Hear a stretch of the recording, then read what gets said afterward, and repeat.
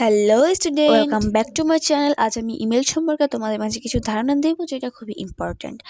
সচরাচর আমাদের সব পরীক্ষায় ইমেল আসে, সেটা ফর্মাল অথবা ইনফর্মাল। কথা হচ্ছে, আমরা কেন ইমেইলে ভালো লেখা শর্ত ফুল মার্ক পাই না? কারণ আমরা ছক বাঁধা কথা লিখতে জানি না।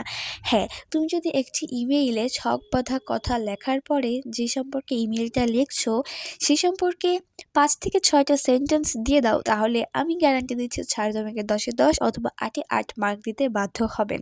হ্যাঁ, চলো জেনে নিই ছক বাঁধা কথাটি।